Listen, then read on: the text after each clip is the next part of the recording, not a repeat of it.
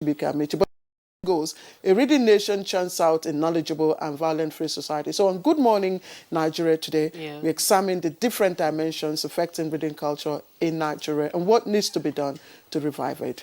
I am Claire Adelabu Abdul-Razak. Thank you once again for finding time to be with us this Friday. And I'm Rodan on Anonam. It's always a pleasure to have you join us on the program. We're reaching you, as always, live on the network service of Nigerian Television Authority, the NTA. We're broadcasting live from our studios here in Abuja.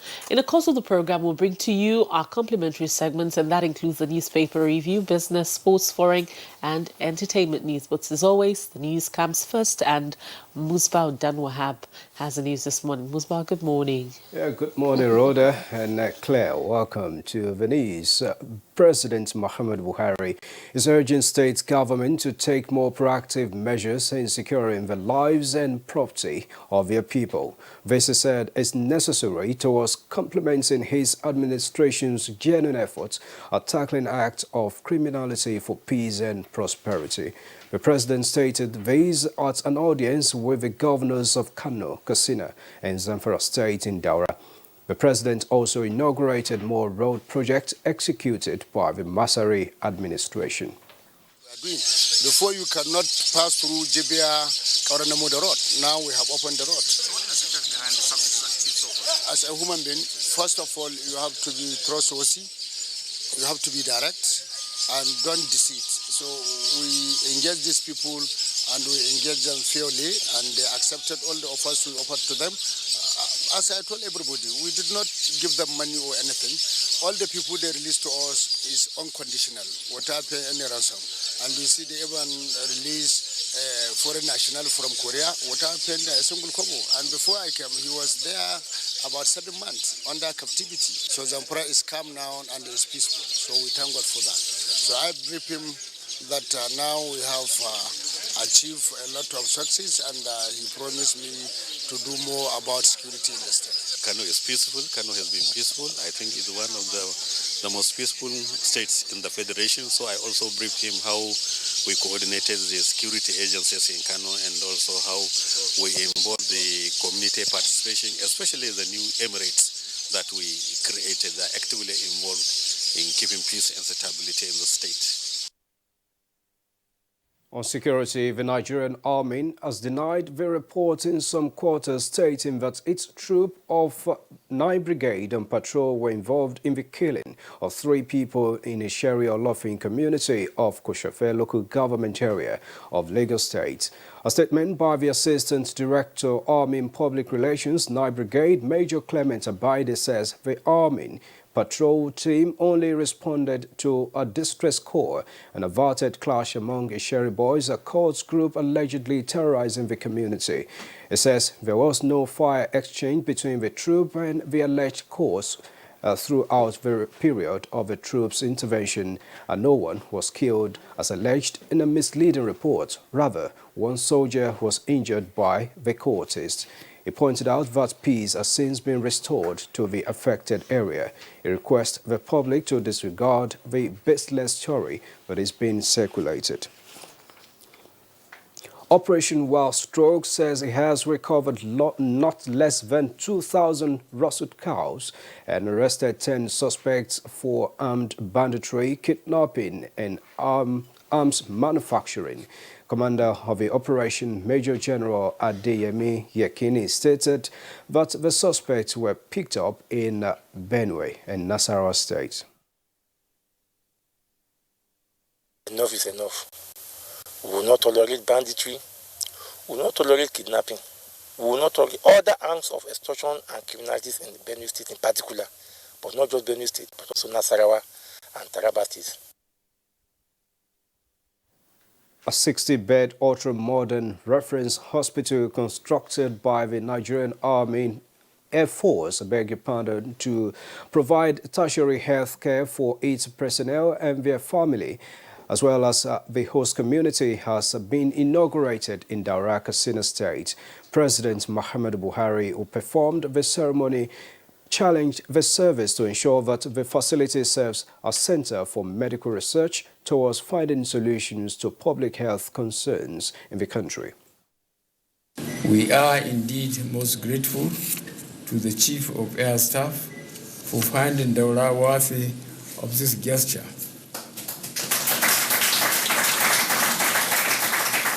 I want to assure you of our support and commitment in ensuring that the hospital becomes fully functional and accessible to all Nigerians. I urge you to maintain the highest standard and quality of services the military is known for in attending to the patients and the host community. May I assure His Excellency that the Nigerian Air Force will remain resolute in ensuring the return of normalcy to troubled areas across the country, working hand in hand with other sister services. On infrastructure development, the federal government is working on necessary regulations to further encourage public-private partnership and power distribution in Nigeria. Vice President Yemi Osinbajo stated this at the official inauguration of a new 260 MVA Abeokuta power substation. We must all realize that this project will not only improve the economic activities of their communities and environs, but go a long way in the successful implementation of our joint agenda of building a future together. In democracies, the business of governance is the collective responsibility of all arms of government. This presupposes the resolve of the 9th Senate to support the federal government through the enactment of laws that will further strengthen the workings of government. President of the Senate, Ahmed Lawan, gave his assurance at the Nnamdi Azikiwe International Airport on arrival from the Holy Pilgrimage in Saudi Arabia. We prayed for our country to achieve optimum security, to have unity, to have stability, peace, and of course progress. It is our prayer and hope that this National Assembly will be a National Assembly that will continue to work for Nigerians for the benefit of those who voted for us. I want to take this opportunity to appeal to the executive side of government that we need to reverse the undesirable trend of the current budget cycle in Nigeria.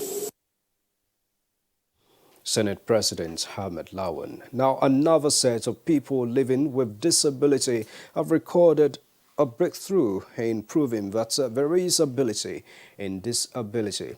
This success is coming from the Ministry of Women Affairs and Social Development.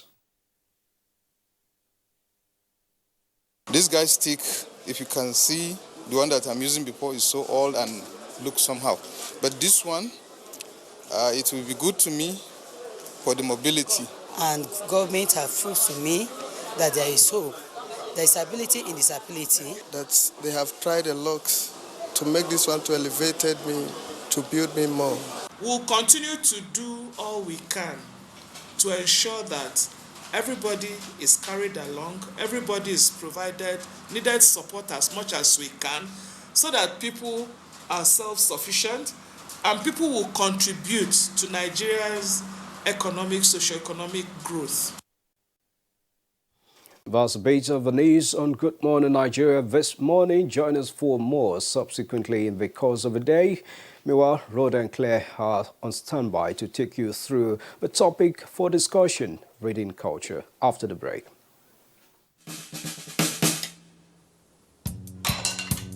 Son, being good at something requires strength. It requires pushing yourself. It requires putting in more.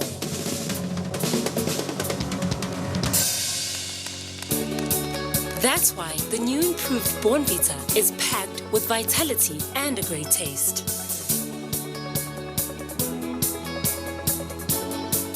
Protocol and event management are special skills which can only be acquired through training and experience. NTA TV College JOS is organizing a special 2-week course on protocol, event management, and public relations to upgrade the capacities of practitioners. The course will equip participants with modern skills, techniques, and international best practices in protocol, event management, and public relations. Also, a special 4-week intensive course on non-linear editing techniques will run concurrently. The course will expose participants to modern techniques and technologies of non-linear editing. Take advantage of this course to hone your professional skills for premium packaging of your programs and reports. The venue for both courses is the serene and secure environment of NTA Television College, near Old Government House, Rayfield, Jos, Plateau State. Date 19th to 30th August 2019 for the course on protocol, event management, and public relations. 19th August to 13th September 2019 for basic non-linear editing techniques. Course fee 100,000 naira only per participant. Accommodation inclusive. For more information, please call 0803-314-4383 or 0806-980-9807.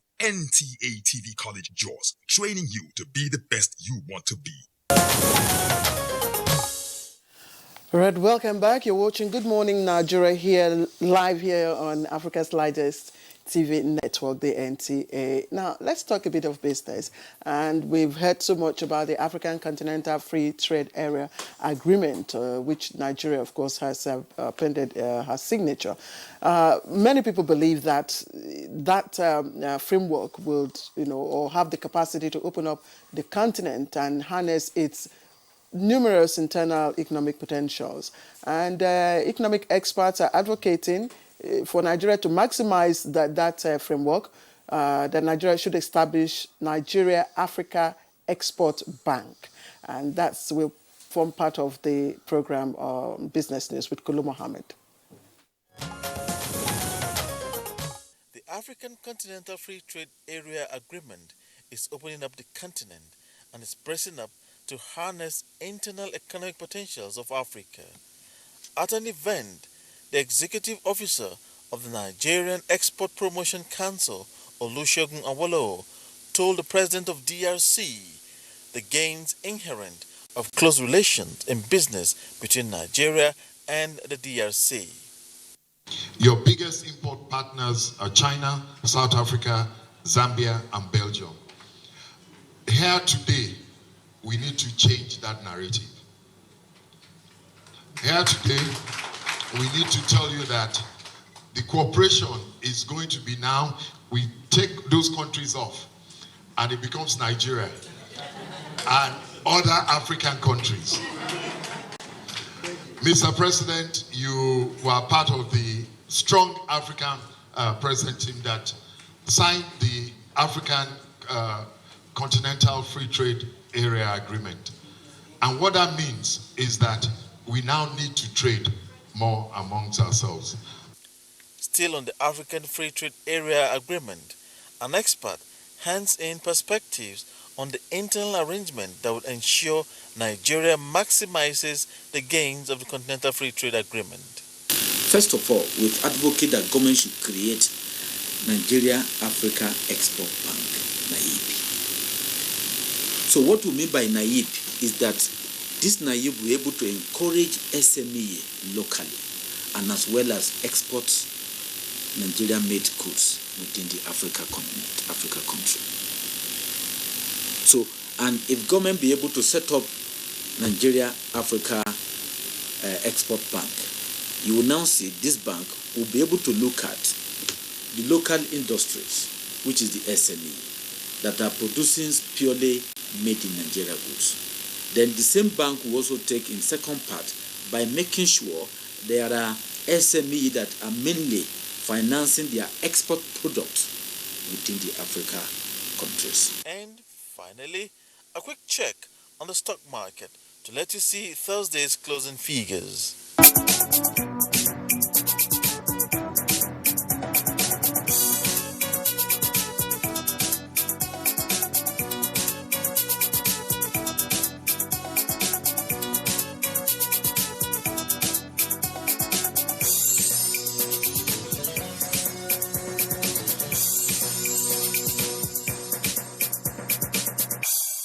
That's Business News.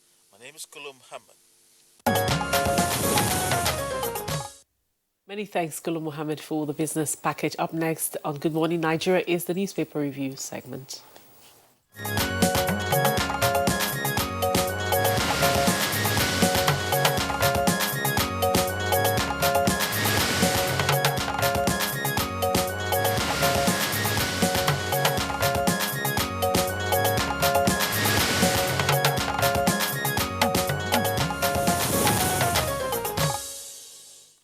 All right, time to begin our newspaper review, but that will come presently.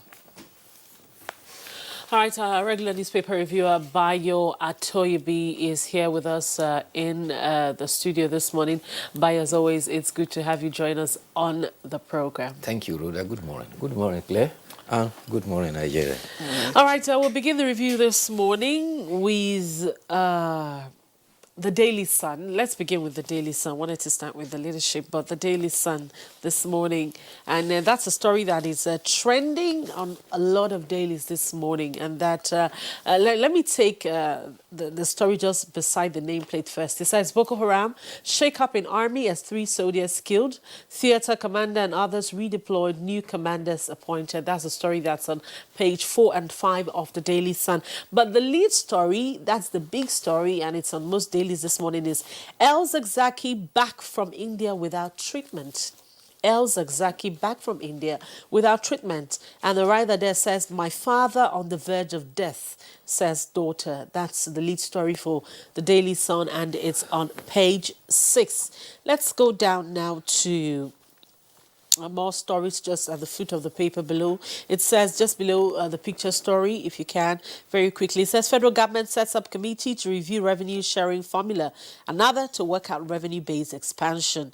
And Masari hails Emeka for over Dora Library. That's on page 40.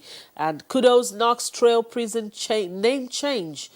Bishop Kegama Ozekome, Catholic Diocese of Enugu, and others speak on the name change for the Nigerian prisons, which is now Nigerian correctional. It's not a correctional facility.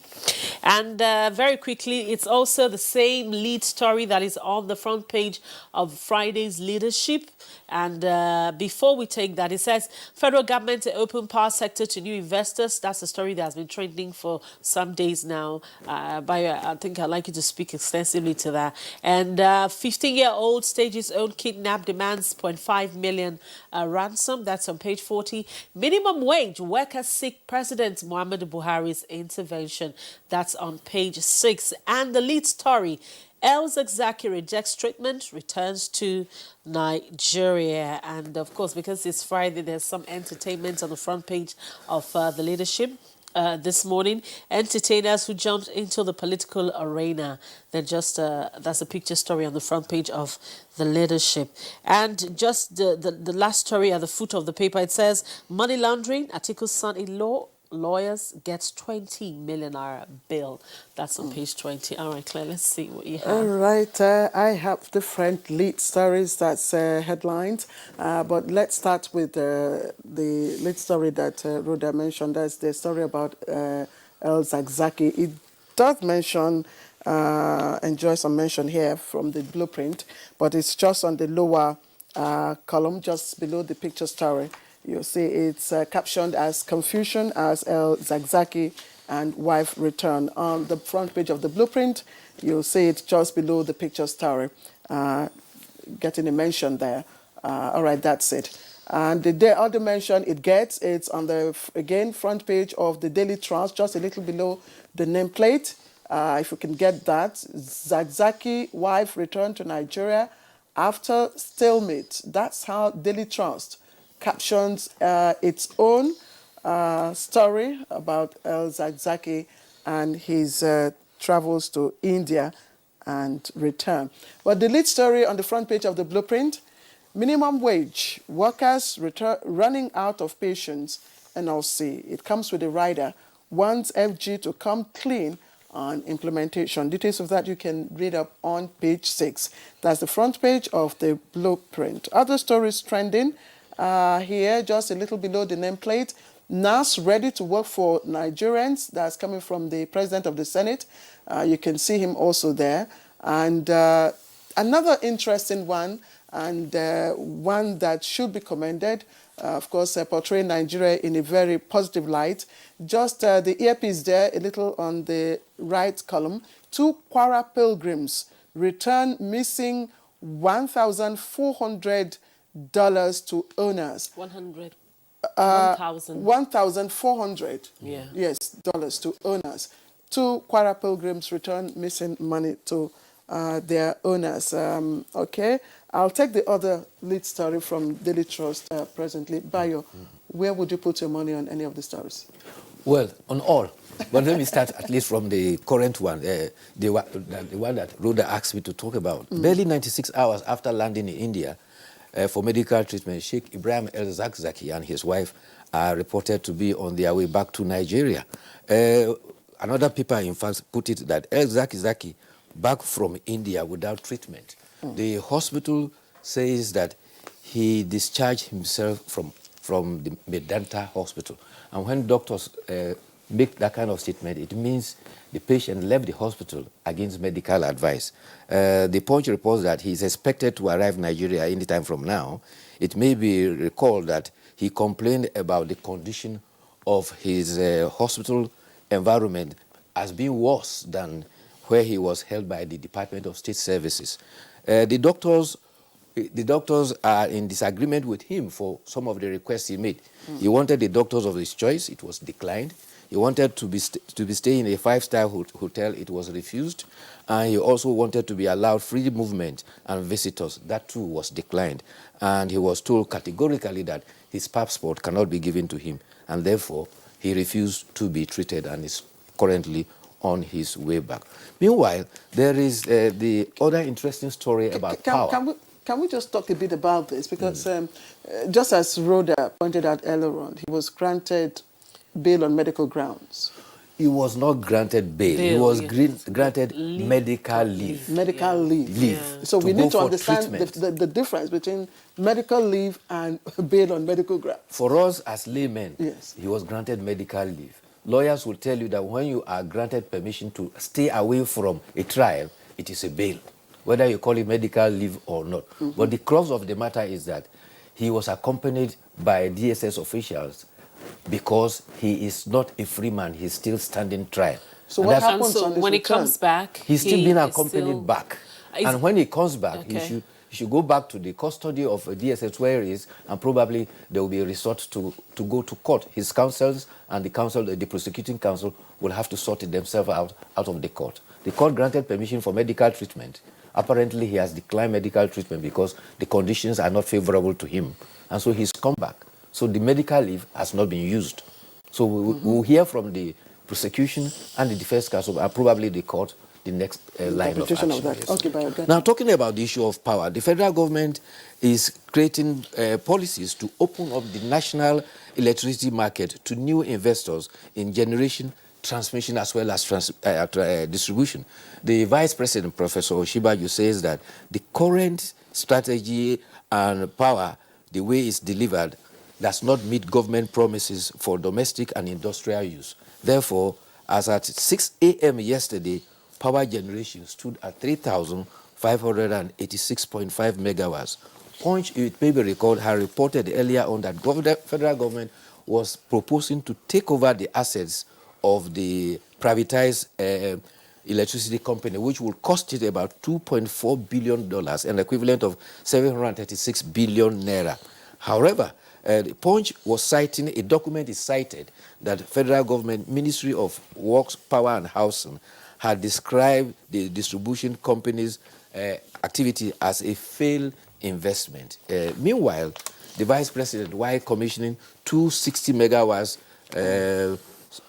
distribution substation by the Niger Delta Power Holding Company in Abuja, says he lamented the inability of distribution companies to make available power on the grid for the nation's consumption. And what are the statistics about the power? Today, we have 13,427 megawatts installed capacity. However, the capacity that is available is only 8,342 megawatts. What does that mean? It means that the national grid has capacity for about 7,000 megawatts. So if 8,300 is available, they can only transmit 7,000 megawatts. Now, the distribution company that is supposed to take distribution around to domestic can only distribute 4,000. So you have generated 8,000, transmitted 7,000, and can distribute 4,000. 4,000. That's why even the Daily Trust, has a caption that says the Vice President is supporting recapitalization of the discos. But Bayo, we need to move quickly. But Bayo, I'd like you to speak to a story that's the lead story for the Blueprint, and it's also on the leadership. It's a minimum wage workers seeks President Muhammadu Buhari's intervention. What's happening? Well, NLC has also raised concern. Earlier on, a trade union congress raised concern. There is a negotiations currently going on with representatives of the federal government and Salary and Wages Commission, as well as representatives of labor. The percentages increase for those who earn more than 30,000 is the bone of contention. The federal government has offered a maximum of about an increase of about 10% within a range. Yeah. But labor is demanding a minimum of about 30% for those from level 7 to about 14. That is where there is a stalemate. Government is saying that there are two considerations for the minimum wage: to enhance the economic power of those who are earning less, and also government's ability to pay. People and they have cited that. People who are below 30,000. Yes. Are they being paid, or have they been paid? There's directive that they should be paid. I'm not sure whether they have already been paid, because there's no dispute about that. Anybody who is earning less than 30,000 will get a minimum of 30,000 with effect from last April. That has been solved. What is left now is those above 30,000. And government is saying that for those who are on level 14 to 17, particularly those on level 17, it will occasion an increase of 100,000, which government cannot afford. So the ability to pay is one of the critical issues. All right, Bayo, let's quickly. Apprehension in civil service over Oyoita's investigation. Alleged 3 billion naira fraud. Quickly take this along with the issue with the return of missing monies by the two Kwara pilgrims. Well, the issue here is that the head of service of the Federation was invited in consonant with some money related to about 3 billion naira worth of contract. The papers are reporting that she was invited, detained, and she's now hospitalized. But there's a clarification from the Director of Communications of the Office of the Head of Service that yes, she was invited for questioning, but currently she has been on medical leave and she's supposed to resume to her office on Monday. A contractor has been cited with about 600 million naira in his or her account, and that is one of the subjects. Now about returning money. In fact, there have been 2 or 3 instances where pilgrims have cited or picked up foreign exchange belonging to their co-pilgrims, and they have returned it. It's a very good gesture. Currently, 2 persons are in Hajj at the behest of the National Hajj Commission. One is the Imam who saved over 200 Christians from being murdered in Plateau. The other is the Air Force officer who returned about 3,500 euros he found in an envelope in Kano. In fact, the 2 of them have been taken to Hajj. All right, bye. There's a story I just want to quickly take. It's on the Punch. It's at the foot of the paper on the Punch. It's on page. It's a story that's trended just all through last week and this week, and it was a woman that there was a video that was circulating on social media of a woman who had this little cousin living with him, and nobody knew what he did, but the video, we saw the woman lock that child inside a kennel. That's a dog cage. A dog cage, yes. And I must say that the Nigerian police should be commended for this. As we speak, the woman has been arrested, and I think she'll be taken to court soon. A lot of people work towards that, but then the Nigerian police actually, because it was just a video, nobody knew who she was or where the video emanated from. But as we speak, the woman has been apprehended, and the boy, I think, is in custody of the Lagos State government. Oh, that's good. She will have her day in court. But meanwhile, there's this story I'm sure that will interest you.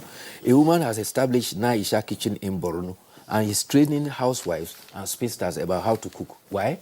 She has found that many wives are divorced because they don't know how to cook. And guess what? She is not even a catering officer. She knows how to cook. She learned from her mother. Okay, Bayo. We just have enough time to look at the editorial. And the editorial is taken from the Nigerian pilot. Bring soldiers who killed police officers on national duty in Taraba to book. Just 2 paragraphs I'd like to read out so you quickly do your review. According to a press statement released by the Defense Headquarters, that's in relation to this issue, the people its men killed were suspected kidnappers. Its men had earlier received a distress call from an unidentified caller. Now, the reaction of the force headquarters bears the grief and anger of the institution and the feelings of citizens. Now, here is the crux of this editorial, that this is one of the biggest tests of the Buhari presidency. Yes, the editorial is commending the president for promptly directing investigation, because the version put out by the army is different from the version put out by the police. And the editorial is saying that there should be thorough investigation to ensure that these officers who were serving the nation were not killed in vain, and whoever is found culpable must be brought to book. Also, they are insisting that Alhaji Hamisu Bala, alias Who Do You Mean, which is corrupted to be Wadume, must be also found out wherever he is and brought to book. All right, thank you very much, Bayo. That's the much we can take on our newspaper review segment this morning. We'll see you again on Monday morning. Yes. This is the last for the week. Do hope that you enjoy the weekend. Thank you very much. I look forward to it. You'll have a good rest. I will. And slave. Yes. I enjoy working on the weekends, you too. We've chosen our path. Yes. You know, and we're enjoying it. You're watching Good Morning Nigeria. We'll take a break now. When we come back, our topic for discussion this morning is improving reading culture in Nigeria. We'll be back in just a moment. They are there at the crack of dawn. They are there busy preparing while we rise for our day. They are there silently, guarding, waiting, listening, and watching. They are there ready in the sky above and the waters below, in the blistering heat of the day, in the dead of night, willing, indefatigable, determined in the defense of the sovereignty of our country. They are our first line of defense and our last. They who have paid the ultimate price in defending us. They are fathers and uncles. They are mothers and sisters and girlfriends and boyfriends. They are brothers and cousins and best friends and neighbors. They are classmates, colleagues, and citizens of this nation. They are our defenders and deserve our respect, our prayers, our thoughts. Nigeria, please support our armed forces.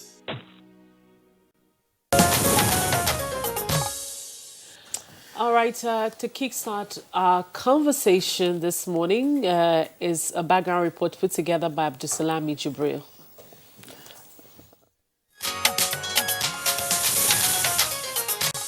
Before I can stay 3 hours, then 3 hours fully and I'll read. But now, within 40 minutes, I'll say I have work to do tomorrow. Let me just rest. The stress of going up and down to source for living is the order of the day. That's almost every time I'm busy.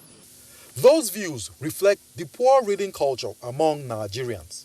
Once upon a time, Nigeria paraded the best set of authors and publishers in Africa, churning out the likes of Chinua Achebe, Wole Soyinka, Buchi Emecheta, Flora Nwampa, and many others.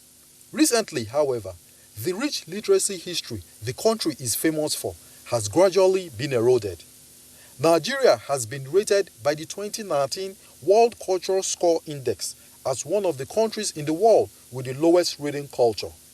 While these statistics are revealing, many have attributed the poor reading culture to widespread poverty, corruption, ineptitude, and shortage of libraries.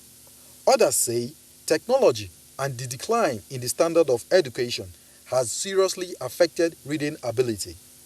Now, what has contributed to Nigeria's low reading culture, and how can it be revived?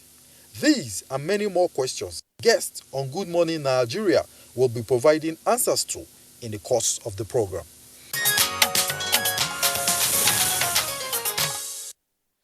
All right, thank you very much, Abdul Salami, there with the background report. And let's quickly introduce, we have our guests in some of our network outstations.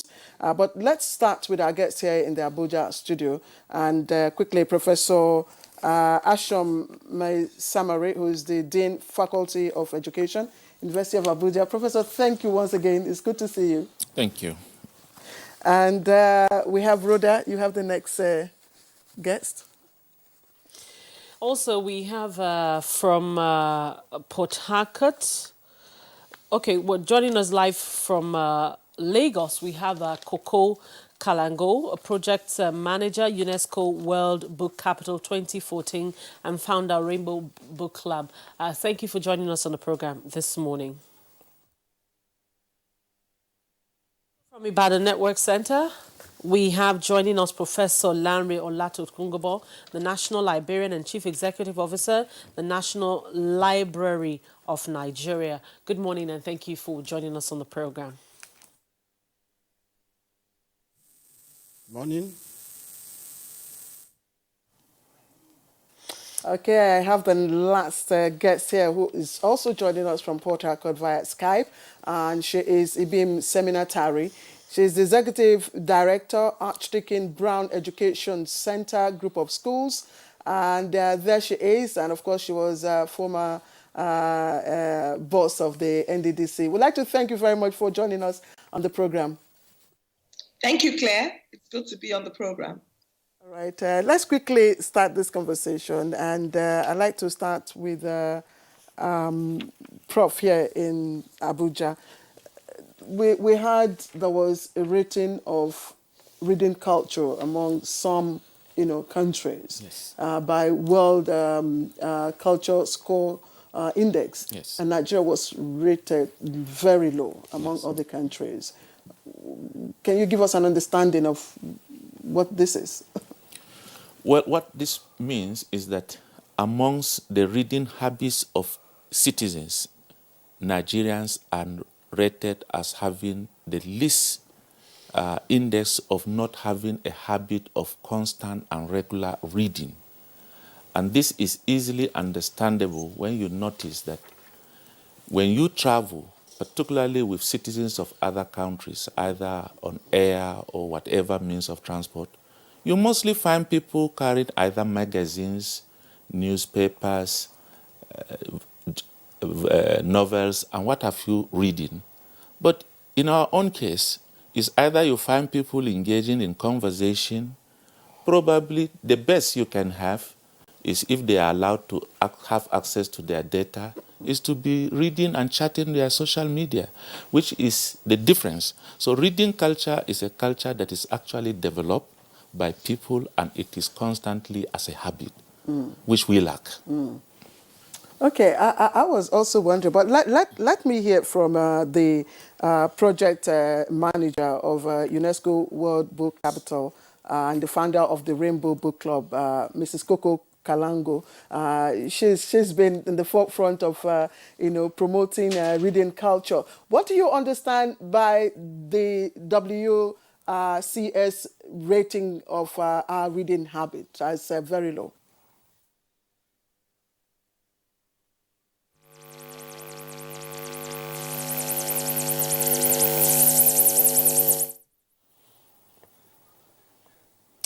All right, we do apologize for that holdback there. We'll get back to Mrs. Kalango in Lagos. Ibim, I'm sure you must have heard my question.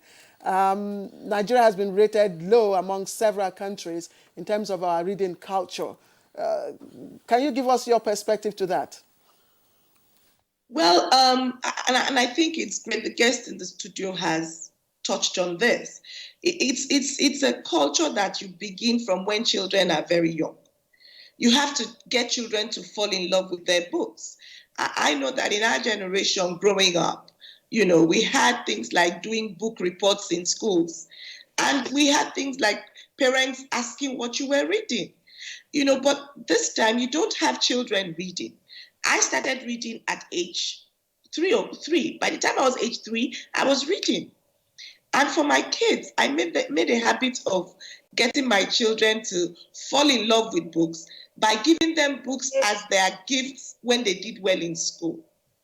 Now, when we were growing up, we had libraries. We had libraries in the community. We had mobile libraries. So even if you didn't have a culture of reading at home, you got to borrow a book from the library when the mobile library came by your school, or in your own public school, you had access to books. But we don't have that going on anymore. So you see, a reading culture is something that is developed from when children are very young. It doesn't just chance upon you. You don't just pick it up as an adult. You've got to have it as ingrained in you, even from the primary school, from kindergarten. We ought to get children to borrow books from kindergarten. That's what we need to do.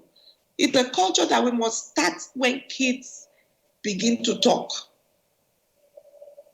In fact, before they begin to talk.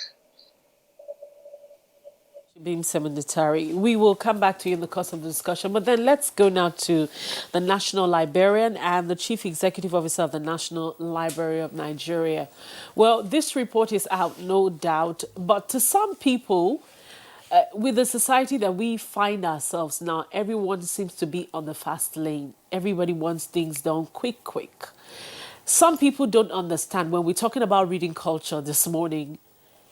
If a society doesn't have a reading culture, what danger does that pose to that society? When people don't read, what is the danger in that? So that people can understand, because the average Nigerian would say, who reading app? What does it do for me? But then, when a society doesn't read, what danger does it pose to them? Very much.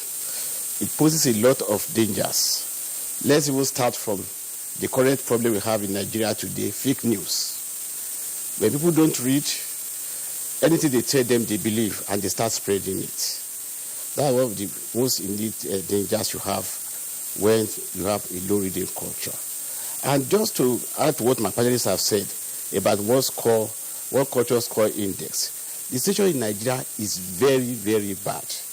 When we say Nigeria is rated lowly, it's more or less trying to even say that we are doing something in Nigeria.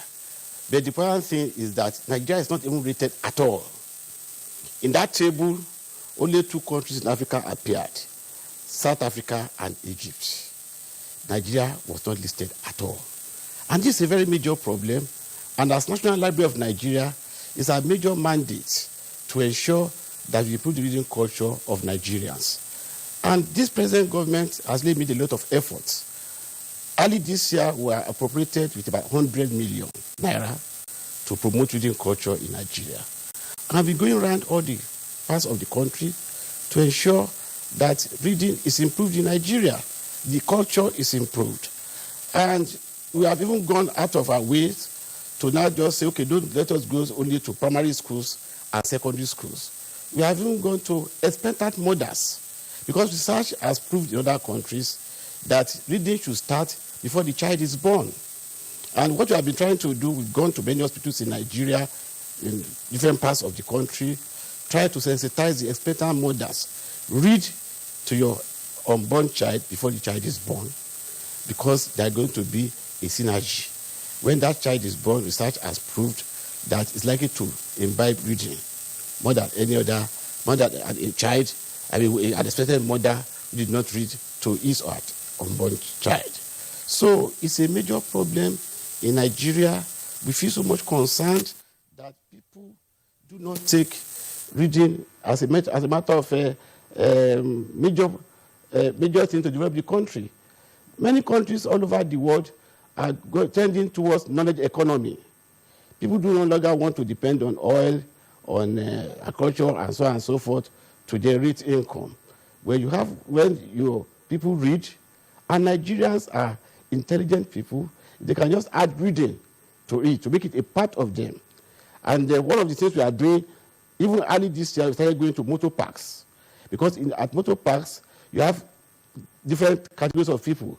You have drivers, you have conductors, you have passengers who are waiting for buses to go to their various destinations. Rather than shouting and be talking, we said, no, take a book and read, so that it becomes part of you.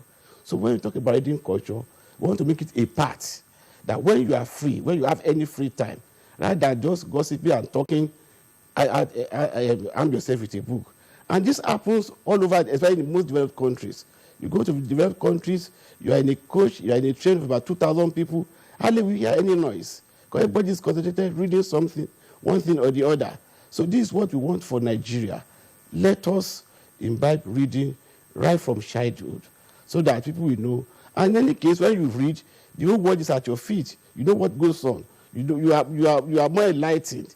So I would just I thank NTA for trying to assist us to promote reading culture because that is the only way to go.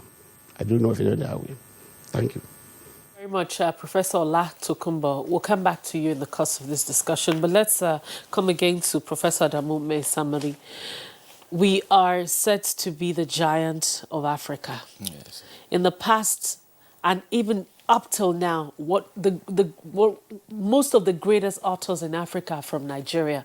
We have the likes of Wole Soyinka, Femi Osofeson. You have the likes of Chinua Achebe. Now, young breeds are coming up. Chimamanda Adichie is there.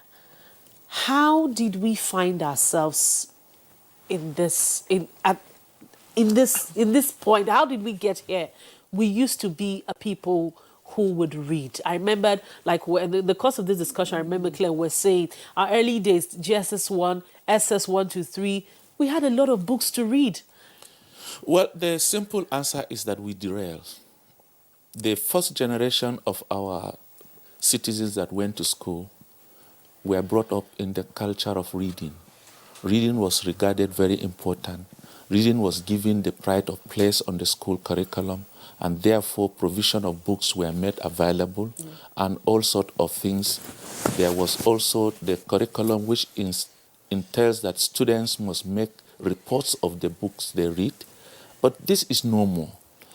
When you look at the new generation Nigerians that are making waves in reading and writing, Chimamanda, as you have just rightly said, you will discover that these are people that are not based in Nigeria. So they have acquired that culture elsewhere. Why is it not possible for us to acquire it here? It's the neglect of the reading culture and the importance of reading. I wouldn't want to say government alone, but even by parents. But of course, government has to take the lion's share of the blame, because what is there on ground to help? We need a stimulating environment. We need the resources. We need the books. I got from the professor who is a librarian and says we've been given 100 million. What would 100 million do to a whole country like Nigeria for purchase of books? What is the cost of one book today? That is a pittance, to be honest. So this has to be addressed. We will explore more of the courses and what has brought us to this stage in a short while, Prof. Coco Kalango is ready for us in Lagos. And Coco, as I said earlier on, you've been at the forefront driving efforts to promote and revive our reading culture. But what's your perspective to the World Culture Score Index rating of our reading habits? Is it a true reflection of, our reading culture? Thank you. The rating attributed to Nigeria is really something that should disturb all of us. But I must say that this problem of a decline in reading is not peculiar to us.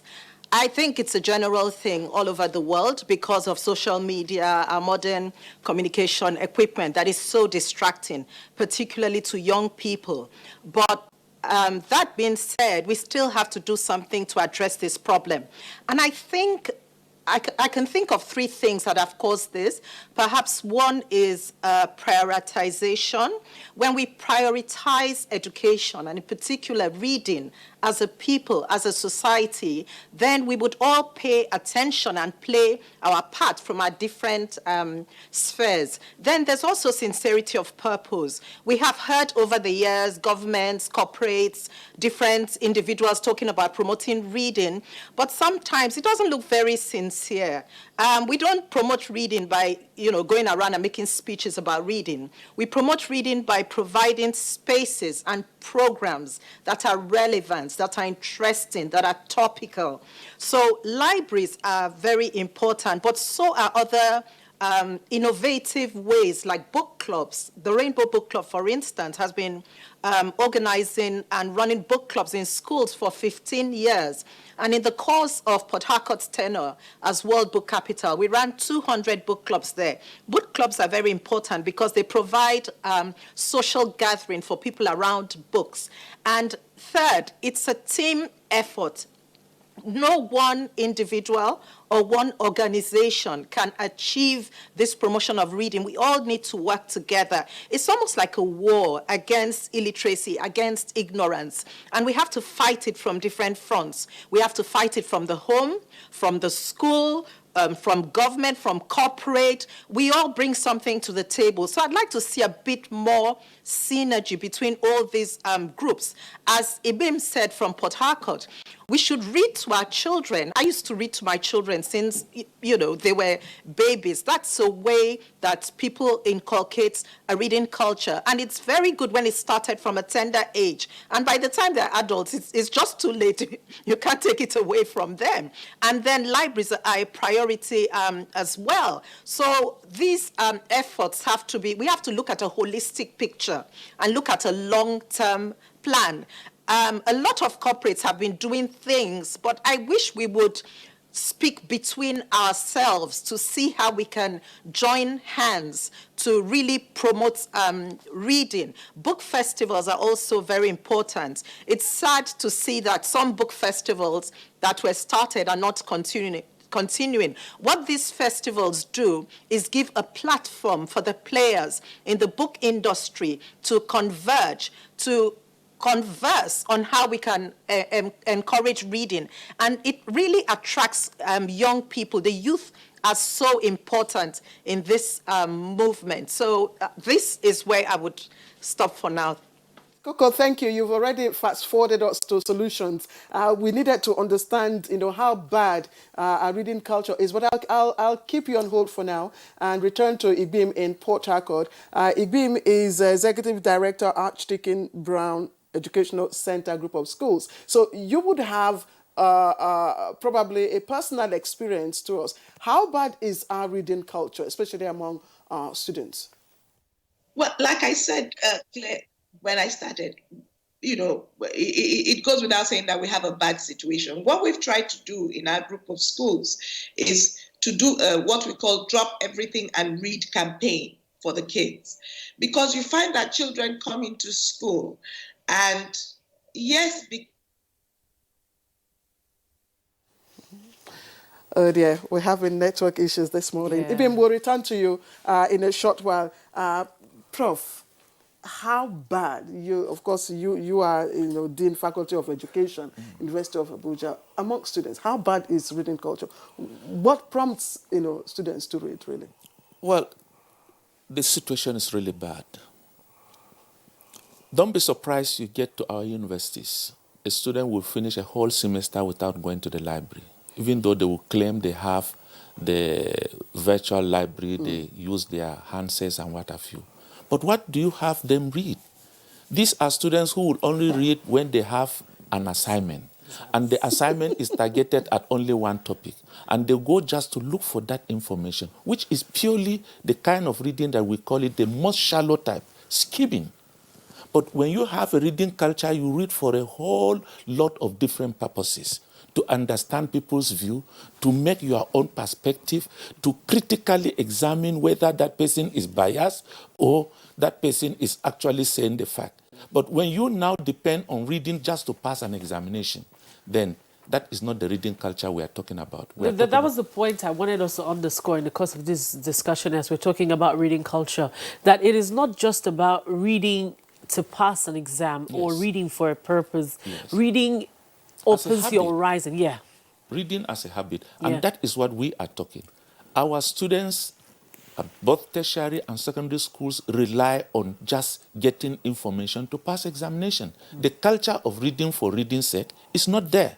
And that is why you find students relying purely on teachers' notes, lecturers' notes, and that cannot take them. That cannot give us the kind of reading habit that we want. We want you to read because you are interested to know.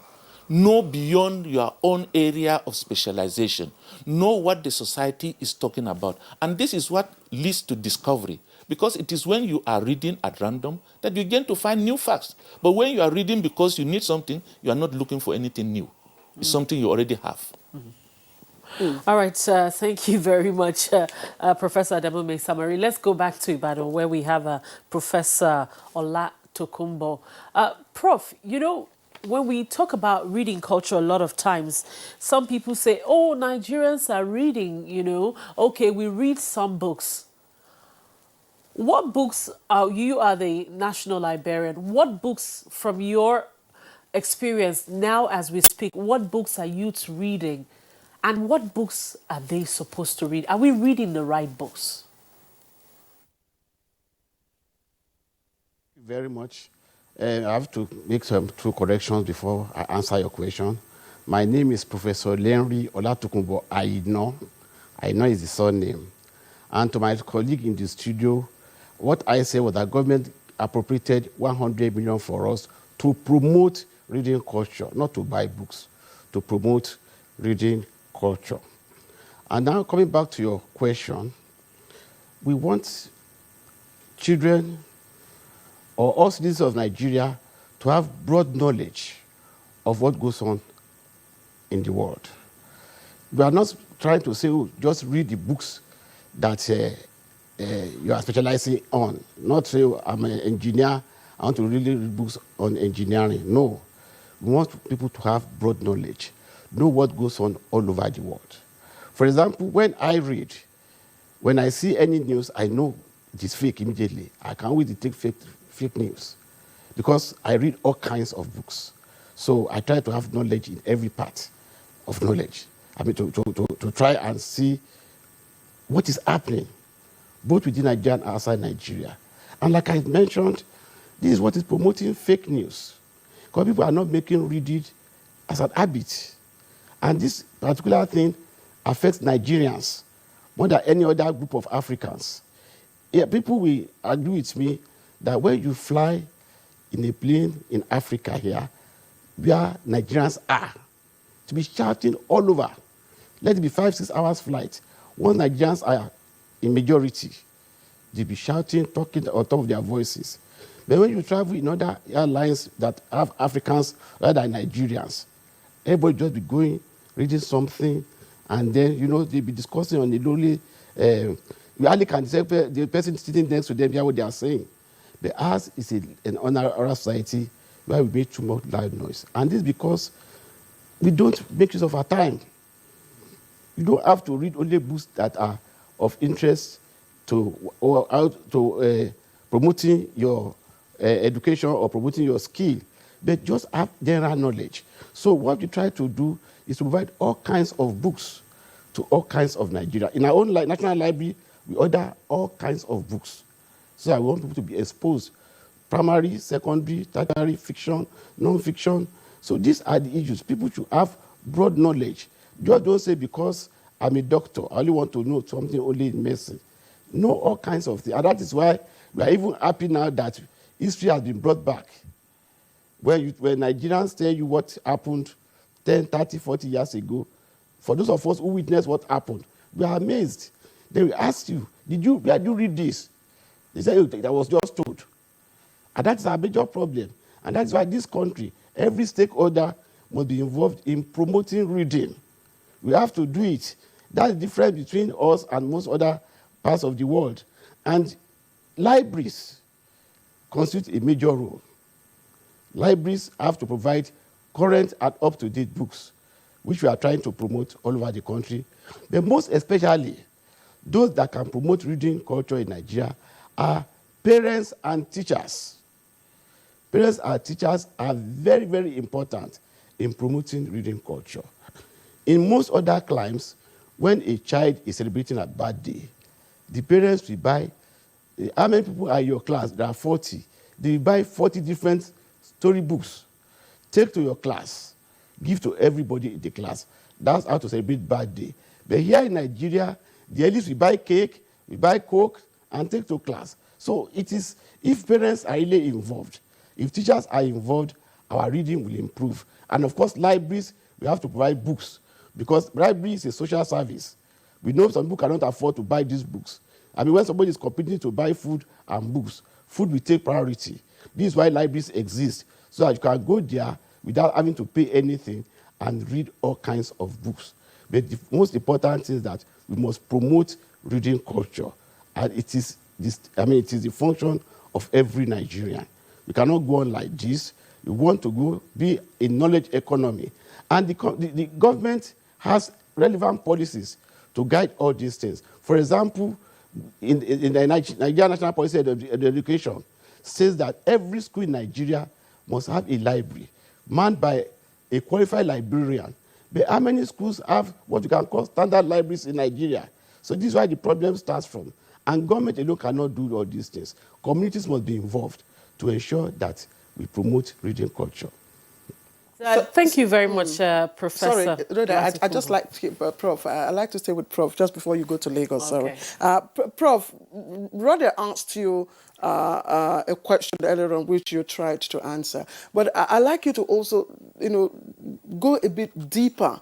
We would like to know how National Library itself is promoting or encouraging reading culture in the sense of the type of books that you stock and what people who come into the libraries look out for.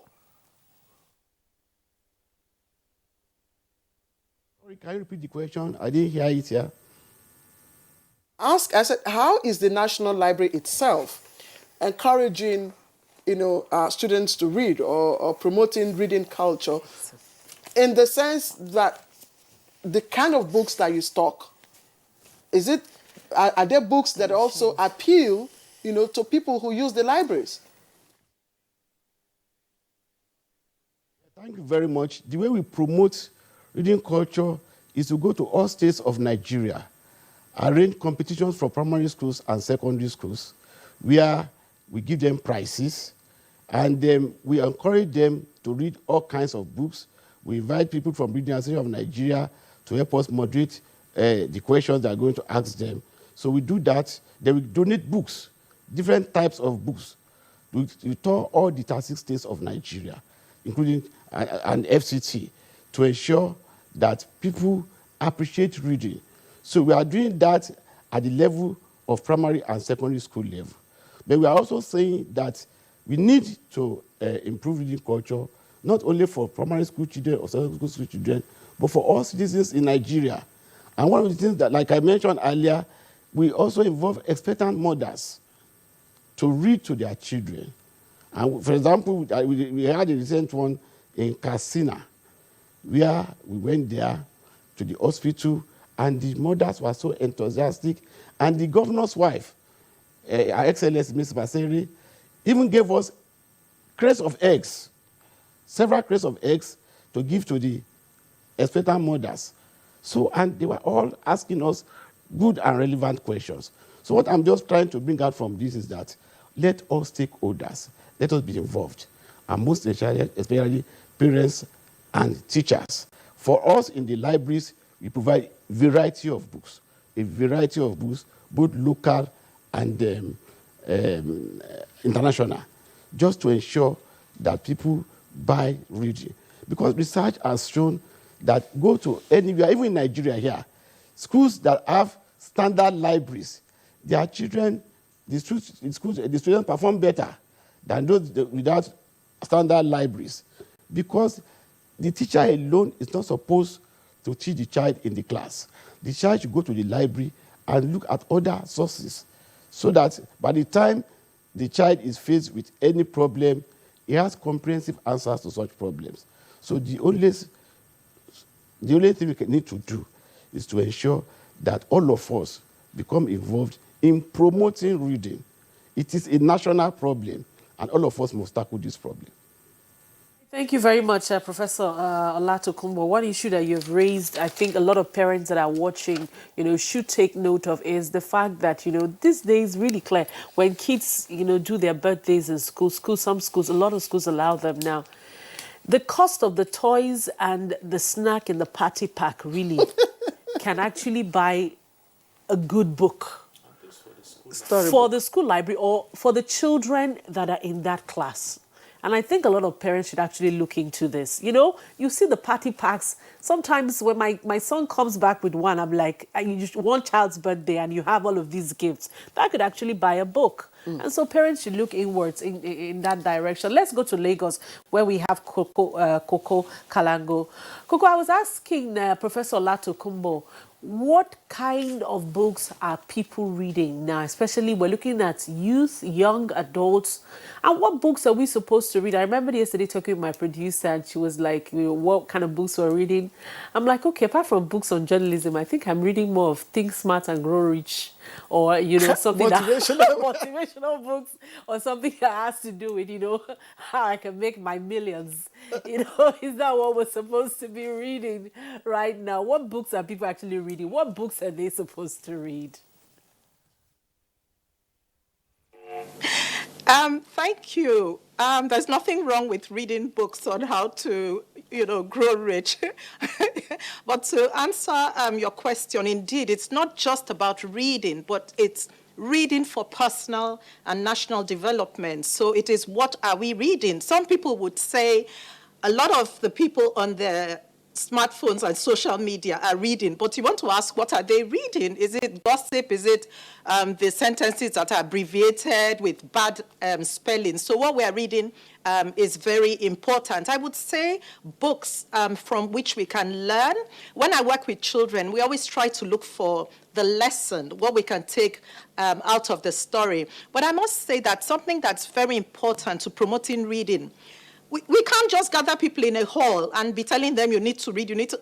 In a lot of those programs, the children look bored. The youth are not interested. So we must make reading attractive. And that's why one of the things we did, or the Rainbow Book Club does, is to get role models in different spheres of life to read to children. So we have had, in Port Harcourt, we've had people like the musician Burna Boy, we've had Julius Agu, we've had people from Nollywood read to children. Last year on World Book Day, we had Vice President Oshibanjo read to children in Abuja. And this is very interesting because here you have leaders. We've had captains of industry. So when you have people that the youth or children look up to, taking the time to read to them, and through those books share their personal stories. I tell you, it's very powerful. I remember, I think it was in 2012 in Port Harcourt, we had the Reverend Jesse Jackson, and he read from Nkrumah's biography, a child version, to children, and he interacted with them. And here are these children asking all sorts of questions. So that ignites their interest, and it flames the fire up. So we need those in popular culture to help us drive reading. I would also like to say that Port Harcourt, being the World Book Capital in 2014, was a once-in-a-lifetime opportunity for Nigeria to have just run with the reading culture. What the World Book Capital program does is identify a city for its efforts in promoting reading, and that's what we got in Port Harcourt. But thereafter, it should not have died. In fact, what should have happened is that the programs that we ran in the city should have been replicated around the country, and that's why I talked about sincerity of purpose. So government, the corporates, the stars of social culture, the musicians, the artists, the comedians, the people that our young people listen to, really have to join hands with parents, the formal education system, to promote this reading. It is so important. So I'd leave it here for now. No, Coco, don't go away. We still like you to talk to us because you've touched on the issue of strategy, reading strategy, and you mentioned the fact that you've used role models, to read to children. I also remember in Port Harcourt, I think I covered that event where you also have the former governor, that's Honorable Rotimi Chibuike-Amaechi, reading to children, and we were watching through the window and we saw the excitement. So can you tell us what impact really, does reading to children do, and how does it help to promote their reading habit? Thank you. As I said, talking about reading to children, and to buttress what Ibim had said as well, one of the most effective places is from home. As a mother, I read to my children over the years. I gather people's children and read to them and interact with them around books. So it is so important. What the children see you demonstrate, your lifestyle, is probably more powerful than even someone making a speech about reading. So indeed, the then governor of Rivers State used to read to children on behalf of the Rainbow Book Club, and so did Governor Fashola of Lagos State, so did Dora Kunyili when she was minister, and the former minister of petroleum, Dizani, Obi Ezekwesili. So we've had, you know, people from industry as well. So what it does is it shows that that individual, that organization that they represent takes reading very seriously. And then the books we choose are very carefully chosen. We choose books that would excite the children, as you have, for instance, said how you witness the excitement on the face of the children. And this is what we see everywhere we go. When we take these people to read to children, they actually come out so excited, and they're asking, you know, when next? We read with Odei Ajumogobia. He was also minister then to children in Port Harcourt. So it is something that shouldn't be the reserve of one organization. It should be, everyone should be doing it everywhere. We need more book festivals. The book festivals are a fun way to introduce books, because part of what we did at the Port Harcourt Book Festival is to put books on stage. And in the course of the World Book Capital, every month we will take one book and get the city reading the book, and then get a drama troupe to replicate the book on stage, and that makes it more interesting to the children. We should talk to the Film Association to get our great books in film. So all these sectors need to work together. When they talk about the creative industry, which is topical all over the world, many people just stop at, you know, music, film. Books are part of the creative industry. We don't want anyone to forget us. We're here, we're very important, and we're happy to work with the other streams of creativity to even promote the reading culture. So I'll stop here. All right, thank you very much, Coco. Very important points that you have raised. I remember the very first time I saw The Lion and the Jewel. Before reading it, I saw it as a play. And that made me, you know, go look for the book to say, oh, I think I really need to read this book. Now, let's go back to Ibim in Port Harcourt. Ibim, sorry we lost connection with you earlier. But then I'd like you to speak to some of the issues that she's raised and some of the questions that Claire actually asked, you know, in terms of what, you know, reading for children, what it does for them. And also to take along with the fact that what role does a library play in the reading culture of children, having a library either at home, either in school, or just somewhere in your community? How important is that? Okay, so what reading for children does is actually beyond. Wow. The network, it seems to be We're having a challenge with her. She's joining us via Skype, so the network seemed to actually be a problem. Let's bring in Prof, who's here with us.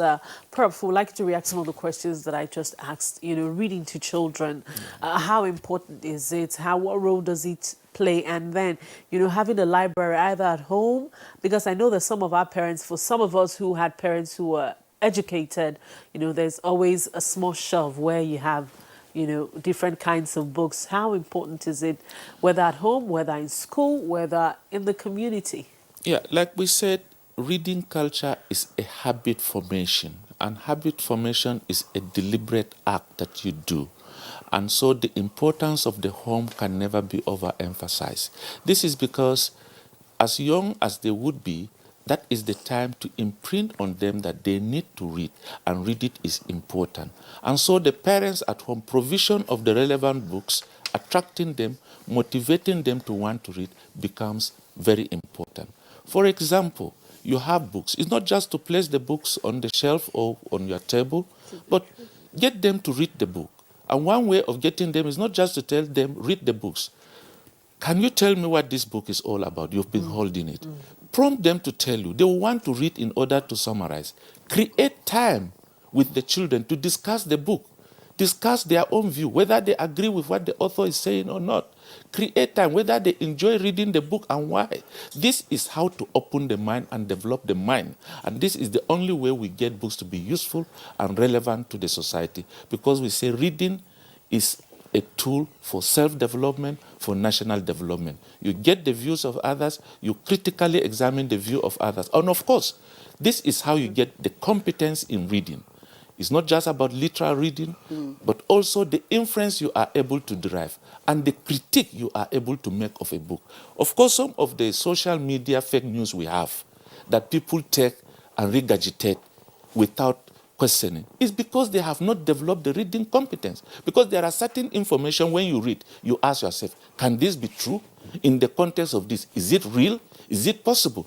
By the time you ask such critical questions, you are able to dispel any news that you feel it is Are there not true. stages in this developmental process, in the process of developing competence in reading? Yes. Are there stages that you must pass through? Well, some of these stages can overlap. For example, the literal is the first stage. That's where you get to know the meaning of what the person is saying in black and white. But before you get to the inference, you must have understood the stated meaning. And so that is the second stage. And then to be able to say, well, this is the inference, this is what this man is inferring, or this is what he is saying undertone, you would be able to have developed the capacity. Is it true? What he is trying to infer, can it be real? That is a third stage. So it is graded. All right, thank you very much, Professor Mesamari. Let's take the tweets that we have. Our viewers already sending in their tweets via Twitter handle at NTAGMN. You can also be a part of it, sending your tweets. Our Twitter handle is on the screen there at NTAGMN.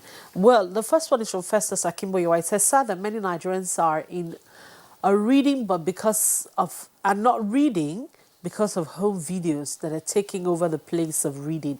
High cost of books, that's limiting access to books, and insufficient trained staff needed to prosecute reading culture in Nigeria. Time to establish book clubs across Nigeria." Yeah.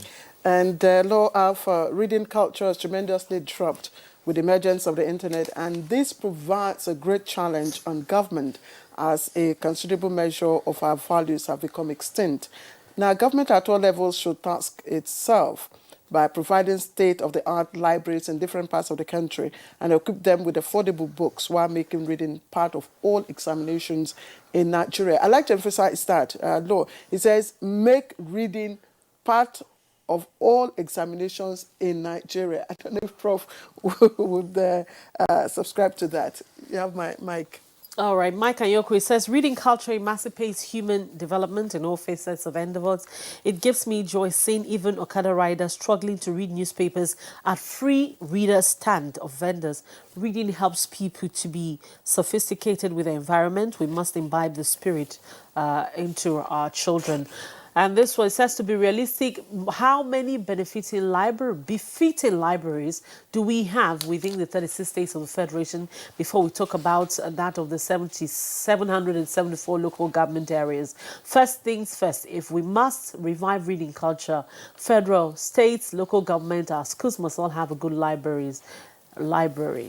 Yes, that's actually from Sani Michael or Marco G. Now, Dele, your tweet reads, "Socioeconomic environs not reading friendly, I beg your pardon. Now, the daily struggle for economic survival provides little or no time for people to cultivate a good reading habit. Now, equally high cost of books, particularly imported ones, also contribute to low readership promotion in the country." The internet has dissuaded the habit of reading culture in Nigeria, says Titus Monday.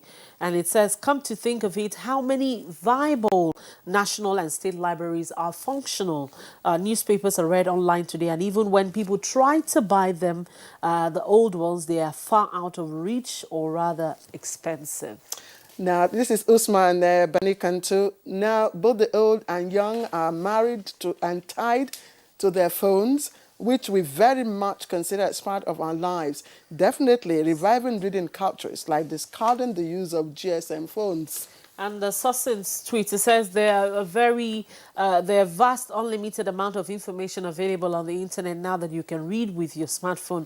We may not be reading hardcover books. That doesn't mean we no longer read. Knowledge has now been digitized and not limited to hardcover books. And Akeju or Lagbajo tweets, put more value on education and threats for acquisition of knowledge. Better is the reading culture. There is no two ways to it. We need to rejig reading culture at the level of primary education and make it an embodiment of excitement. Now, reading for a specific purpose is not a culture. And I do agree with you, Akeju, because for me, and I must confess, what prompts me to read is, the text, the print, and then even the content of what I'm reading. If I pick up a book and, I don't like the text or the print, it doesn't encourage me to read. So I don't know, maybe I'll come back to you, Prof. Let's go again to Coco. Are there prompts, for one to read? Or what are the prompts I should ask, for reading? I'm not sure I got that question, but just taking from the discussion, some very important points have been raised. They've reiterated the importance of book clubs, of libraries, but as someone also talked about digitalization, which is so important indeed. We need to recognize that more and more people are reading digital information, getting their information digitally, and there's nothing wrong with that. That's why the modern libraries need to have the physical book, but the digital, because even if the digital world seems to be taking over, I must tell you that more than 50% of people and even schools still use physical books. But I'd like to add something to helping promote this reading. And it's something we've talked about, the Rainbow Book Club I have talked about. We should have a reading time in the weekly timetable of schools, particularly at primary level, if possible at secondary school level as well. I believe it was Government College Umuahia in the 30s, 40s, had compulsory reading time every week. And that's the school that produced writers like Chinua Achebe, Gabriel Okara, Elechi Amadi. You'll see that a lot of those that came from there that wrote did not necessarily study English or literature. So that's a testimony to how powerful reading is. Elechi Amadi, for instance, I believe studied mathematics and he went into the army. So he wasn't like the Shoyinkas or Achebe, that were core literature people. Cyprian Ekwensi was a pharmacist. So in those days, there would be library time. And I think that's very important. It helps the children focus. It helps to keep the children quiet. So library time, I think, is something that we should really look into. It's something that is so very important. So I'll stop there now. All right, Coco, well, we're just saying here, Claire, that I know that a lot of boarding schools, they have a reading time.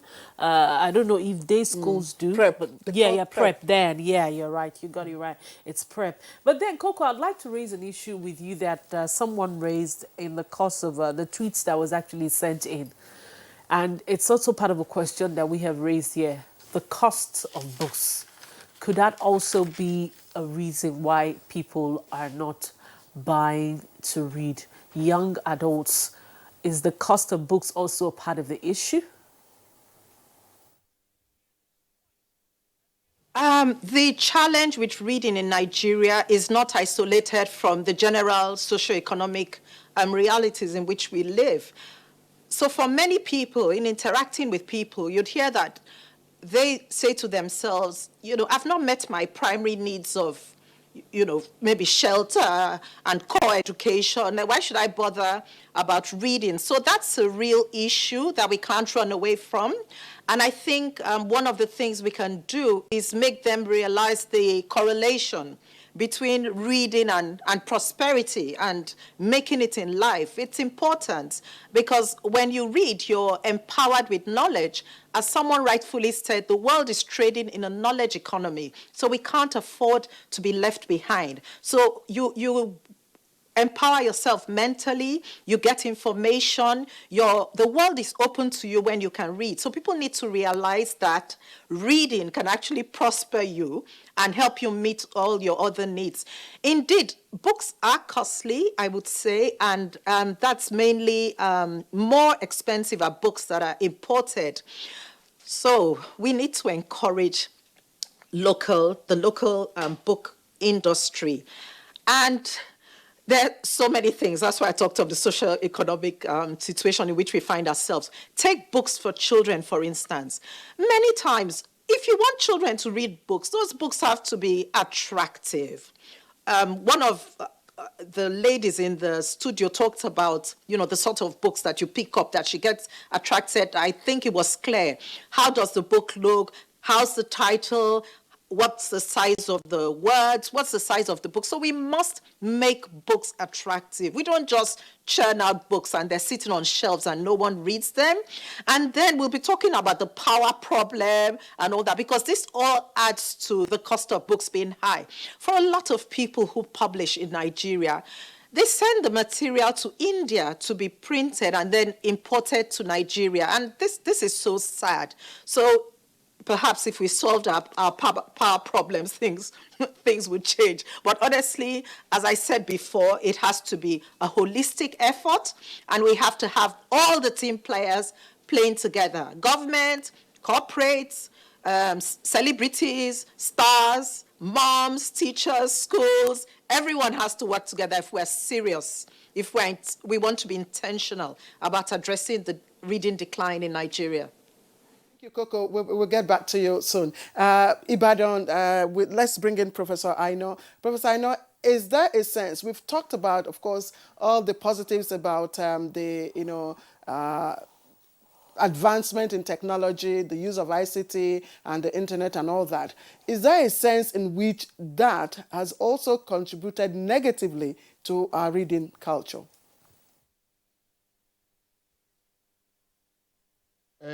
As far as I'm concerned, I believe strongly that internet and all these accessories, they have even come to complement reading. I find it easier to read most of the newspapers from the social media on my internet, lie on my bed and read. Of course, that doesn't mean I don't even read the physical ones. But what I'm trying to say is that it does not affect it in any way. It depends on the way we see it. For example, when we go to schools in the States to give them prices, we give them tablets, consists of all kinds of information, both knowledge, what they do in school, and what we tell them to know is contained in the tablet. So rather, I don't think it's a barrier. The problem is that reading culture is not what we are promoting. And that's why we have all these type of problems and so on and so forth. You can read anywhere, whether physically or digitally, as long as you read. Many researchers will tell you that they even find it easier to read things that are digital because you can correct very easily. So my problem is that habit is not there. That habit, we need to promote the habit. Once the habit is there, whether it's in the physical book or it's available digitally, we want to go and read. What we want is just to gain knowledge. That's the important thing. So I think where the problem lies is promoting the habit. And like some of our panelists have mentioned, in the past, when we were in schools in the 60s and 70s and 80s, reading culture was not a problem. As a matter of fact, I remember as a teenager at that time, the more books you read, the more you are likely to have a girlfriend. It was that easy. Because you go to the art game, you start talking about the books that you have read, and everybody will be laughing at, oh. But now, it's just completely out of the picture. People they just feel that book is just, it's an irritant. And it should not be. It should not be an irritant. And when one of my colleagues also mentioned that maybe the prices of books, yes, I agree. I agree completely that books can be very expensive. By the time you spend 1 or 2 million to buy books, you find that maybe they are just only about 30 pieces. So I agree that it can be very expensive. But this is where libraries come in. Libraries are for everybody. You know, whether you are poor, you are rich, you go to the library. And then I was discussing with one of our ministers recently, and he told me that when he was in school, he read almost all the books in the library. Because you go to the library, pick one book, read, take it back, take another, and so on and so forth. So it depends on the habit. So what we should do as Nigerians is that let us promote that habit. Once we have done that, our problem will be solved. Stay with you, Prof. I was going to ask you, you just said something now that the library, from what you just said, is the library is like a leveler. Whether you have money to buy the books or not, you can come into the library to read. What is the state of libraries across the country as we speak? At state levels, how are you collaborating with state governments, to equip libraries, corporate organizations? Because federal government cannot do it alone when it comes to books and reading. I know some telecoms, all companies that are promoting the culture of reading. How are you collaborating with these people to equip most of the libraries, especially in states or local governments? Very much. We as the federal agency responsible for library, we try to promote libraries in all the states. And as a matter of fact, that we hold a regular conference every year that involves national librarian and state library boards all over. There's no doubt some states are really in bad shape, very, very bad shape. And this depends on some of the state governors, where they don't believe that libraries should exist. There is one state in the southeast. The last time they bought books was about 15 years ago. And we tried every effort to see the governor, but it was rebuffed. This particular library was, library anywhere in the world must be accessible to all readers. So this library was in a vibrant place, in a place where everybody could access. But this governor demolished the library, put it in an outskirt of the state capital, and used it to build car park for a church. So when you have that type of problem, what do? We made all efforts. I used to be the national president of the Nigerian Library Association, and as national librarian, I was very much interested. To even see the governor to change his mind was impossible. So we need the governors to also complement what federal government is doing. Some states are fantastic. For example, I've been to all the states many times. You go to Bayelsa State Library, you go to Kaduna State, you go to Bauchi State, and maybe Lagos. But some of the states are really in bad shape. And we are praying that now that we have a new set of governors, we want to see we can go through our own minister, we have Minister of Education, to ensure that the states believe in provision of libraries to their citizens. So there is really in Nigeria as today, out of 36 states, maybe you can only point out about 10 states. The remaining states are just really in a bad shape. They don't reckon with the library at all. They don't provide money to buy books and all kinds of things. But one state library that has done very well in the last 2 or 3 years is Delta State Library Board. We have a beautiful library board in Delta State that can be compared to anywhere in the world. That is one of the very few states where you think the governor is so much interested. So for the states, it depends on the governors. And then I want to use this opportunity to appeal to our people in all the states to promote libraries. If you don't promote libraries, we are just doing danger to ourselves. Thank you. All right, thank you very much, Prof. Well, for Delta State, I'll say it's not new. Growing up in Delta, I'd always, gone to the library then in Sapley, I think along Court Road. You just register with your tag and, you take a book, you go and you come back. So it's good to know that they're improving on it. All right, Rhoda. Prof, again, like she said, nowadays in the university, you cannot, write an assignment without getting to the library. Yes. So get your books. You go to the library, you scan through the shelves, and then you pick up, a book of interest, and then you go through it. But I will ask you my next question after this break. I'm told to call for a break now. All right, you're watching Good Morning Nigeria. We'll take a short break now. When we come back, we'll continue with our program.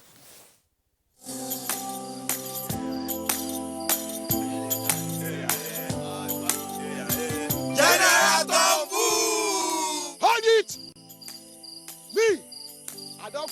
my hand from oil bunkering.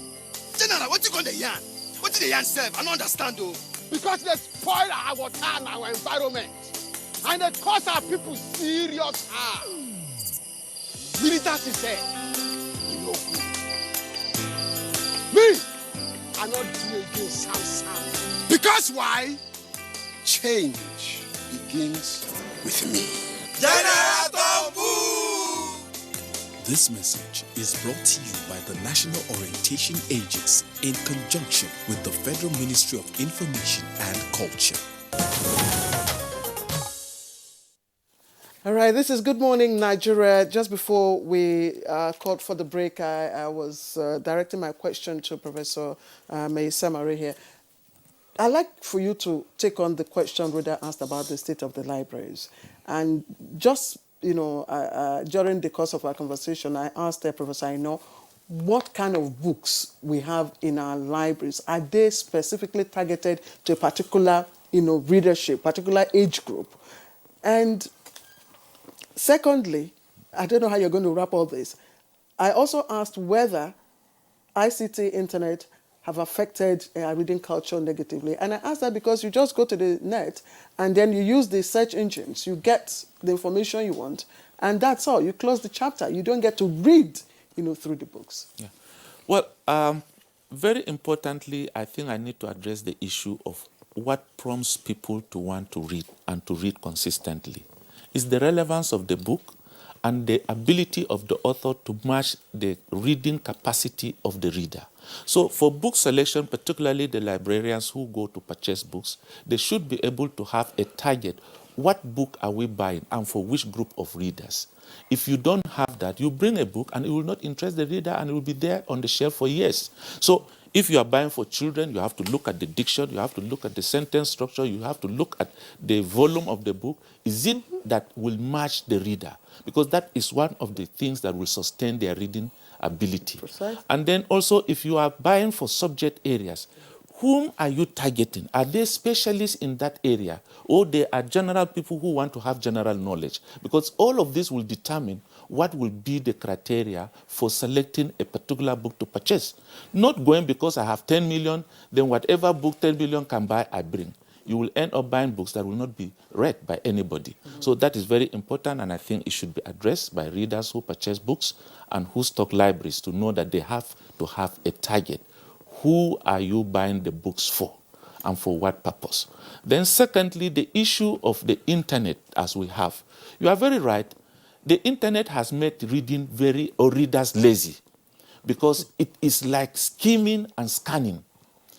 You ask for an information and it takes you to just that paragraph or even a line. And you get what you want and you drop. But holistic reading means reading a gamut of what you need and what you don't need to be able to compare and contrast whether what you are reading from that is true or somebody has said something contrary to that. So how do we maximize the benefit of both? Well, my advice is that because the digital library also has a complete text, readers should avoid just going for scanned information. Read a whole text to be able to digest and be able to pick what you think is relevant and discard what you think is not relevant. It's not just saying it is relevant, but ability to also say this is not relevant is also a knowledge. So you need to read both sides, not just picking and then dropping the information you want, as people would have the answer of 2 plus 2 is 2. How did you get to 2? You don't know. That does not account for good readership. And the libraries in the universities and the general society, the public libraries, is indeed, we cannot begin to pretend about it, it's really bad.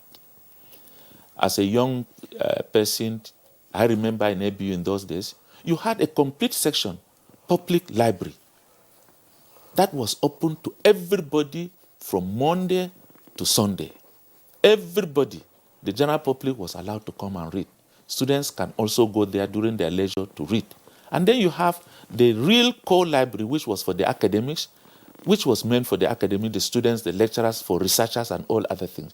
But how many of the universities today maintain even the real core academic library talk less of the public library to service the community.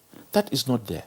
So, indeed, we may be shying away from the reality. Yes, we know TED Fund has come in, particularly in the universities, to make provisions for books, book development, book publication, and what have you.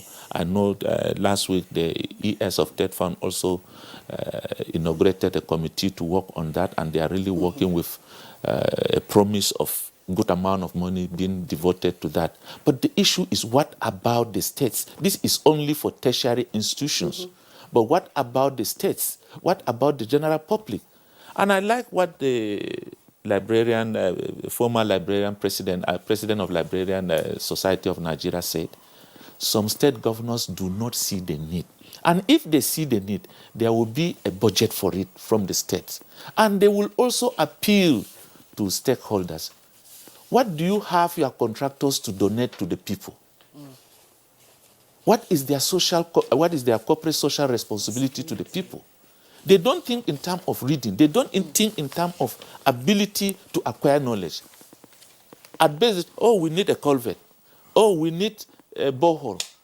Yes, these are important things, but what about the human capital development, which is only attainable through reading? Okay, let me quickly get my last question to Coco.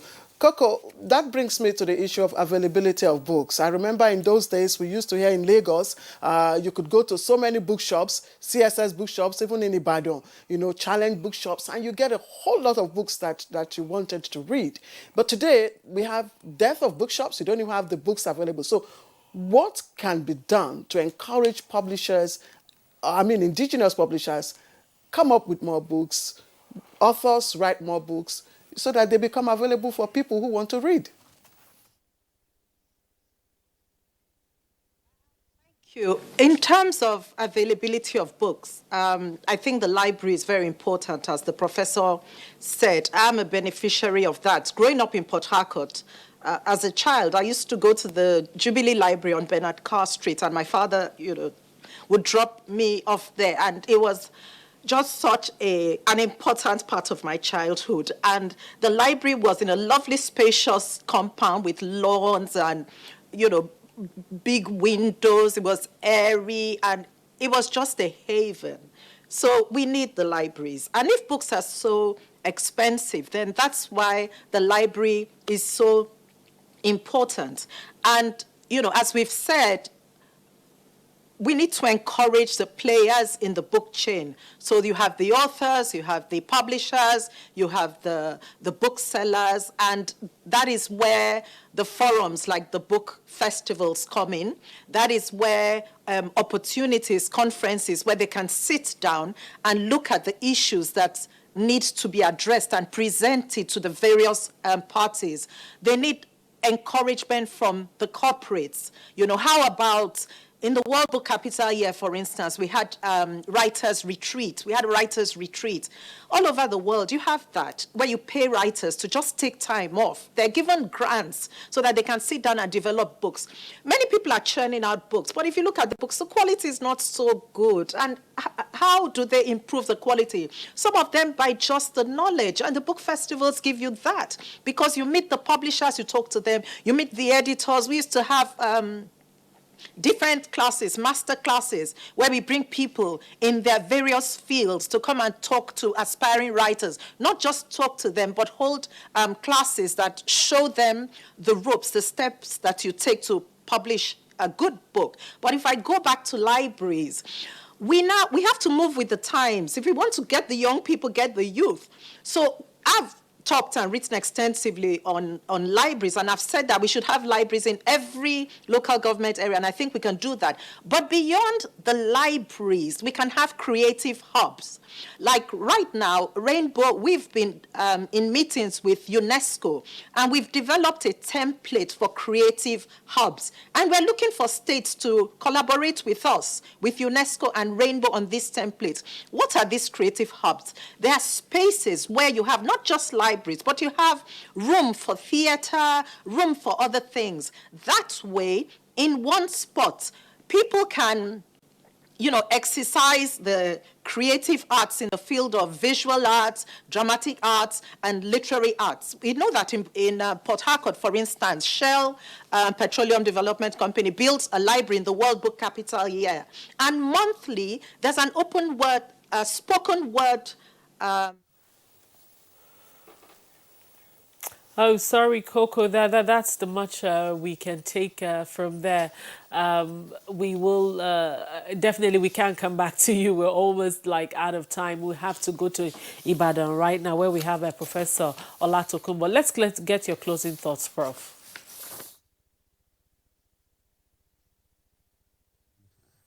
I want all stakeholders to take reading habit as a very critical factor in the development of Nigeria as a nation. Because when you read, you gain knowledge. It has been proved all over that when you have a knowledgeable society, then the sky is the limit. So all stakeholders, federal government, state governments, local government, corporate bodies, individuals, please promote reading culture, most especially parents. It begins with you. Thank you very much. All right, thank you very much. Professor Latokunbo is a National Librarian and Chief Executive Officer, National Library of Nigeria. Prof, we thank you for your thoughts and time on the program this morning. Professor Latokunbo Aina, thank you very much for coming on the program. And also, too, want to say a very big thank you to Coco Kalango, who's a project manager, UNESCO World Book Capital 2019 founder, and a Rainbow Book Club. Thank you very, very much for coming on the program. And also, too, we also love to thank our guests that joined us via Skype. I think we lost that connection. We wish we could actually, keep that connection, but we just couldn't. She joined us via Skype from River State, Port Harcourt. She's the Ibim Cemetery. She's Executive Director, Archdeacon Brown Education Center. Thank you very much, Ibim, for coming on the program. And finally, our guest here in the studio, Professor Musa Meisamari. He's the Dean, Faculty of Education, University of Abuja. We thank you so much for coming to share your thoughts with us on the program. Thank you very much. Yes. All right, our complimentary segment, Sports, is up. Reigning African Queens, the Tigress of Nigeria, on Thursday defeated Democratic Republic of Congo